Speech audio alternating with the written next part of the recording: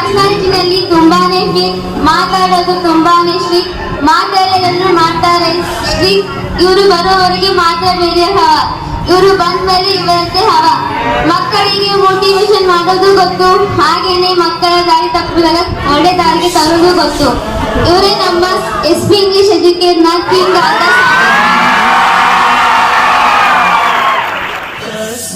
ಶ್ರೀ ಗುರವೇ ನಮಃ. ಹಿಸ್ಟರಿ ಗೊತ್ತಾ ಚಾಮಯ್ಯ